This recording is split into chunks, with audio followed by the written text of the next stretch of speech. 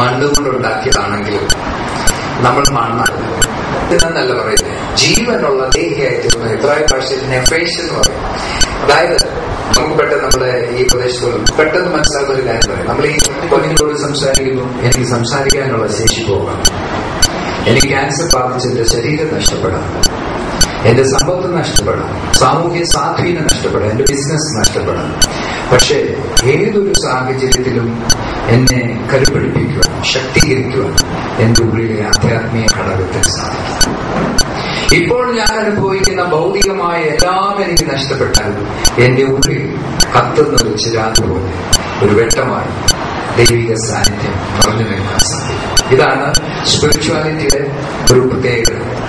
അതുകൊണ്ട് ഒരു കുടുംബ ജീവിതത്തിന്റെ ഉള്ളിൽ ഈ ആധ്യാത്മിക ചൈതന്യം നിലനിർത്തുകയും വളർത്തുകയും ചെയ്യുന്ന ഒരു പ്രക്രിയ ഉണ്ടെങ്കിൽ ഭൗതികമായ ഏതൊരു സാഹചര്യവും സൃഷ്ടിക്കുന്ന പ്രതിസന്ധികളെ അതിജീവിക്കാനുള്ള കരുത്ത് ഇങ്ങനെയുള്ള കുടുംബങ്ങൾക്ക് കിട്ടും. ഞാൻ അതുകൊണ്ട് ആരംഭത്തിൽ പറഞ്ഞത്, കൗൺസിലിംഗ് എന്ന് പറയുന്നത് ആധ്യാത്മിക ജീവിതത്തിന് പകരം വയ്ക്കാവുന്ന ഒന്നല്ല.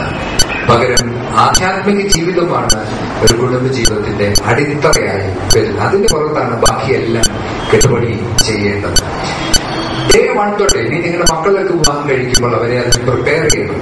ഇപ്പൊ പ്രീമാരിറ്റൽ കൗൺസിലിംഗ് ഒക്കെ ആ പ്രിപ്പറേഷനകത്ത് ഒരു പ്രധാന കാര്യം, അച്ഛനും അമ്മയ്ക്കും ചെയ്യാവുന്ന ഒരു കാര്യം അവരോട് പറയണം. 1-ാം ദിവസം തുടങ്ങി നിങ്ങൾ 2 ആളും ചേർന്ന് കുടുംബമായിട്ടുള്ള പ്രാർത്ഥനയൊക്കെ ഉണ്ട്, എന്നാൽ നിങ്ങൾക്ക് 2 പേർക്കും ദൈവസന്നിധിയിൽ അവർ നമ്മൾ പറയുന്ന ഫാമിലി ഓൾട്ടർ എന്ന് പറയും. നമ്മുടെ പള്ളിക്കൊരു മധുബഹ ഉള്ളതുപോലെ ഒരു കുടുംബത്തിന് വിശുദ്ധ പീഠം, ഒരു മധുബഹ ഉണ്ടാവണം. അവിടെ ഈ ഭാര്യയും ഭർത്താവും ബലിയർപ്പിക്കുന്നവരാണ് പുരോഹിതനുമായി ഉണ്ടാകണം.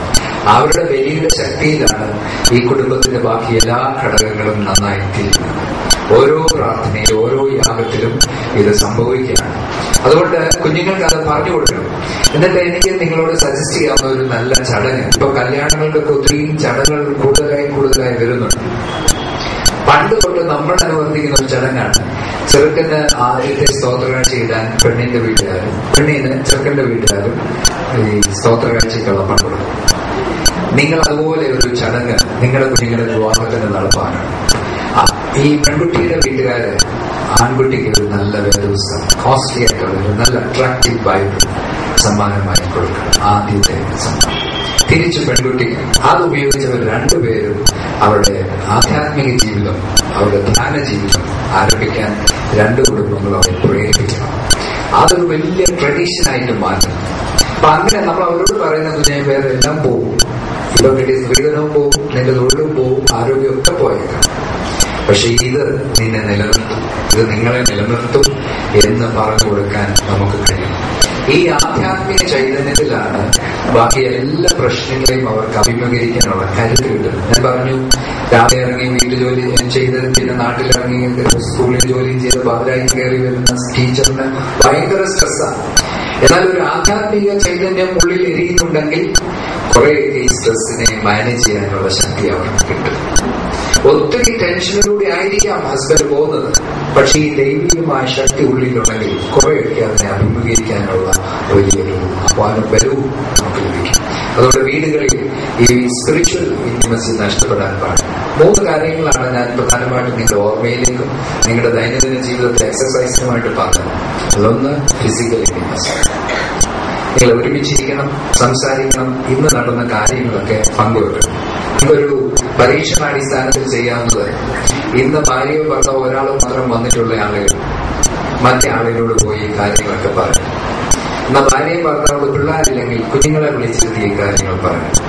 കുഞ്ഞുങ്ങൾ മാത്രമേ വന്നിട്ടുള്ളെങ്കിൽ പേരൻസിനെ വിളിച്ചിരുത്തി ഇവിടെ നടന്ന കാര്യങ്ങളൊക്കെ വൈകി പറയും. ഇത് കഴിഞ്ഞിട്ട് നമുക്ക് പ്രാർത്ഥിക്കാം, അല്ലെങ്കിൽ ഇത് കഴിഞ്ഞിട്ട് കഴിക്കാം എന്ന് പറയും.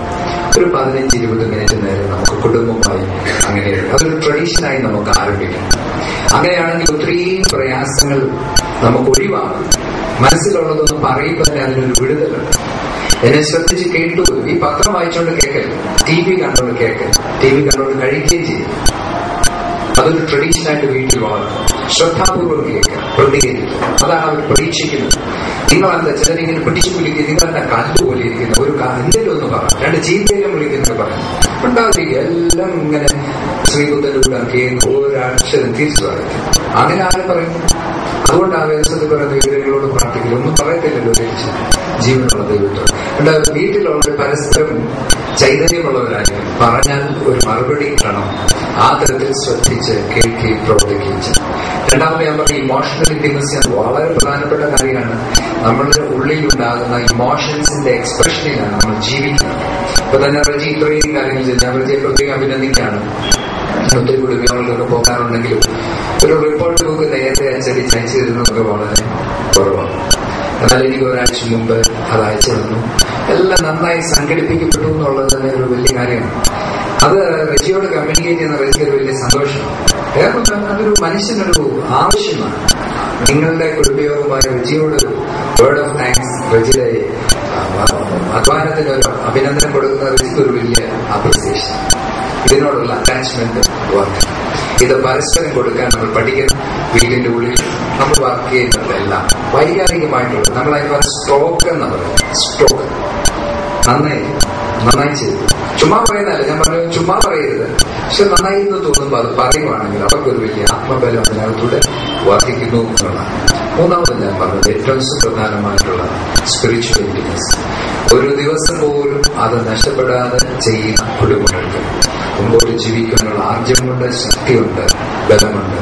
അത് നമ്മുടെ കുടുംബങ്ങൾക്ക് അന്വർത്ഥമാവട്ടെ, നമ്മുടെ കുടുംബങ്ങളിൽ നടപ്പാവട്ടെ എന്ന് പ്രാർത്ഥനയോടും പ്രിയപ്പെട്ട യതീഷിനോടും ഇതെല്ലാവരോടും നന്ദി അർപ്പിച്ചുകൊണ്ട് ഈ അവസരത്തിന് നന്ദി പ്രത്യേകമായി അറിയിച്ച് ഞാനത് വാർത്തയെത്തുന്നു. നിങ്ങൾക്ക് ഇപ്പോഴല്ലെങ്കിലും പിന്നീട് എന്തെങ്കിലും എന്നോട് ചോദിക്കാനുണ്ടെങ്കിൽ തീർച്ചയായും അതിന് അവകാശമുണ്ട്. ഫോൺ നമ്പർ അച്ഛൻ തരും. അല്ല, നിങ്ങൾക്ക് ചോദിച്ച് ഫോൺ വിളിക്കാം. അല്ല, കുറച്ചും കൂടി ഗൗരവമായിട്ടുള്ള പ്രയാസത്തിലൂടെ പോകുന്നവർക്ക് ഈ കൗൺസിലിംഗ് സെന്റർ ഇത് വളരെ പ്രൊഫഷണലായിട്ട് ചെയ്യുന്ന ഒരു കൗൺസിലിംഗ് സെന്ററാണ്. നിങ്ങൾക്ക് ഒരു ഉപദേശമല്ല. ഇവിടെ പറയുമ്പോൾ കൗൺസിലിംഗ് എന്ന് പറയുന്ന ഉപദേശമല്ല, മറിച്ച് നിങ്ങളെ മനസ്സിലാക്കാനും നിങ്ങളുടെ ബുദ്ധിമുട്ട്, രണ്ടുപേരുടെയും ബുദ്ധിമുട്ട് മനസ്സിലാക്കി സഹായിക്കാൻ കഴിവുള്ള കേന്ദ്രമാണ്. ഏകദേശം 5 അച്ഛന്മാരോട് വർക്ക് ചെയ്യുന്നുണ്ട് കൗൺസിലേഴ്സായിട്ട്, ക്വാളിഫൈഡ് ആയിട്ടുള്ള ആളുകൾ. അപ്പൊ അവിടെ TMA ഇൻസ്റ്റിറ്റ്യൂട്ട് ഓഫ് കൗൺസിലിംഗ് എന്ന് പറഞ്ഞ കോട്ടയത്ത് പ്രിയപ്പെട്ട കൊച്ചിനോടും മറ്റാരോടെയും നിങ്ങൾക്ക് കോൺടാക്ട് ചെയ്യും. നിങ്ങളത് ഞാൻ ഒരിക്കലും ഒരു പ്രശ്നം വെച്ചോണ്ട് ജീവിക്കും. ഡോക്ടർമാർ പറയുന്ന പോലെ ഒരു പ്രശ്നം ഒരുനാൾ വെച്ചാൽ അത് സങ്കീർണമാകും, പിന്നെ നമുക്ക് ചികിത്സിക്കാൻ വയ്യാത്ത പോലെ ആവും. അങ്ങനെ അനുവദിക്കരുത്. പണ്ട് നമുക്ക് അതിന്റെ ആവശ്യമില്ലായിരുന്നു. മാറിയ കാലഘട്ടത്തിൽ അതിന്റെ ആവശ്യമുണ്ട്. നിങ്ങളോ നിങ്ങളുടെ കുഞ്ഞുങ്ങൾക്കോ അങ്ങനെയുള്ള പ്രതിസന്ധികളുണ്ടാവുമ്പോൾ അത് അവരെ പ്രേരിപ്പിക്കണം, ഒരുമിച്ച് പ്രാർത്ഥിക്കണം. ദൈവം നമ്മെ അനുഗ്രഹിക്കട്ടെ. സഞ്ചരിച്ചില്ലെങ്കിൽ ജീവിതത്തിന് വലിയ അപകടം ഉണ്ടാകുമെന്ന് ഓർമ്മിപ്പിച്ച് കുടുംബത്തിന് ആവശ്യമായ സമയം കൊടുക്കാനും പ്രേറ്റുകതരാകാനും ഓർമ്മിപ്പിച്ചുകൊണ്ട് ഞങ്ങളുടെ പുതിയ വർഷത്തിൽ ഒരു പുതിയ അർത്ഥതലത്തിലുള്ള കുടുംബ ജീവിതം തുടരാൻ ഉദ്ബോധിപ്പിച്ച പ്രൊഫസർ എബ്രഹാം സക്കറിയ അച്ഛനോടുള്ള വിളവനാൽ കുടുംബത്തിന്റെ നന്ദി സ്നേഹാദരങ്ങൾ അറിയിച്ചുകൊള്ളുന്നു. ആരംഭിച്ച മുഖ്യ ശില്പികളിൽ ഒരാൾ, നമ്മുടെ കുടുംബത്തിന്റെ കാരണവർ, 100-ൽ 100 തികച്ച ശ്രേഷ്ഠനായ അപ്പച്ചൻ കുഞ്ഞോട്ടി അപ്പച്ചൻ ഇവിടെ എത്തിച്ചേർന്നിട്ടുണ്ട്. പുന്നമംഗലത്ത് കുഞ്ഞോട്ടി അപ്പച്ചൻ അപ്പച്ചന്റെ 100ാം വയസ്സിലേക്ക് കടന്നതിന്റെ ആഘോഷം നടന്നിരുന്നു. ഈശോ തന്റെ കരുണാലയ കൃപയാൽ മന്നിൽ